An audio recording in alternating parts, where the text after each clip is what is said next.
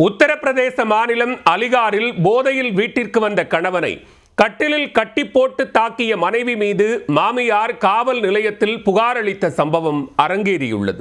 கை துப்பாக்கியை வைத்து தனது மகனை மருமகள் மிரட்டுவதாக புகாரில் தெரிவித்துள்ளார். புகார் விவரம் என்ன?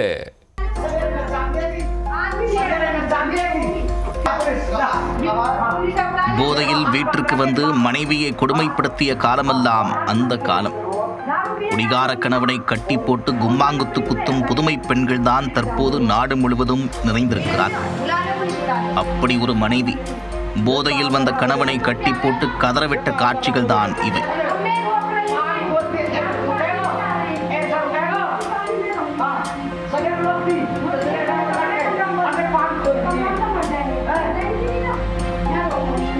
மகனுக்கு சப்போர்ட்டாக களத்தில் இறங்கிய தாய் மருமகள் மீது காவல் நிலையத்தில் சரமாரியாக புகார்களை கொடுத்துள்ளார்.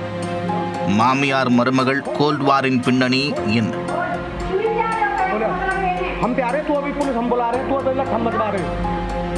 உத்தரப்பிரதேச மாநிலம் அலிகார் பகுதியைச் சேர்ந்தவர் பிரதீப். இவரது மனைவி சோனி. பிரதீப்புக்கு மாலை வந்துவிட்டால் கைகள் நடுங்க ஆரம்பித்துவிடும். சிறிதாவது போதையை ஏற்றினால்தான் அந்த நடுக்கம் அடங்கும் என்ற நிலையில் இருக்கும் பிரதீப் அன்று வழக்கம் போல தள்ளாடியபடி வீட்டிற்கு வந்திருக்கிறார். சரக்கு உள்ளே போனால் அலெக்சாண்டராக மாறிவிடும் பிரதீப்புக்கு மனைவியை எதிர்க்கும் துணிச்சல் சகட்டு மேனிக்கு வந்துவிடும்.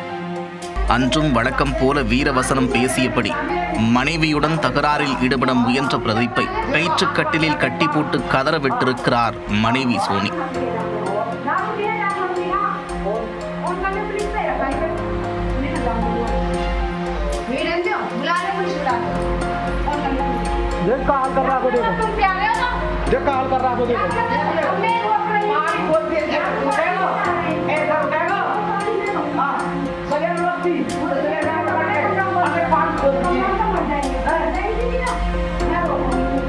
இந்த காட்சிகளை பார்த்து பதறிப்போன பிரதீப்பின் தாயார், ஐயோ என் மகளை கொல்றாங்களே, இதை தட்டி கேட்க ஆளே இல்லையா என்று அக்கம் பக்கத்து வீட்டாரிடம் சென்று அழுது புலம்பி இருக்கிறார். அவர்கள் அனைவரும் ஓடி வந்து பிரதீப்பின் கைக்கட்டுகளை அவிழ்த்து விட்டிருக்கிறார்கள். அதே நேரத்தில் அவரது மனைவி அருகில் சத்தம் போடும் காட்சிகளும் வெளியாகியுள்ளது. அது போதாது என்று நினைத்த மாமியார் தனது மருமகள் சட்டவிரோதமாக கைத்துப்பாக்கி வைத்திருக்கும் புகைப்படம் ஒன்றை எடுத்துக்கொண்டு நேராக தப்பல் காவல் நிலையத்திற்கு சென்றுள்ளார். அங்கு துப்பாக்கியை வைத்து தனது மருமகள் தன்னையும் தனது மகனையும் மிரட்டுவதாகவும் சட்டவிரோத துப்பாக்கி குறித்து நடவடிக்கை எடுக்குமாறும் புகார் அளித்திருக்கிறார். வீட்டின் அருகே உள்ள அக்கம் பக்கத்தினரும் அவரது குற்றச்சாட்டை ஆமோதித்துள்ளனர்.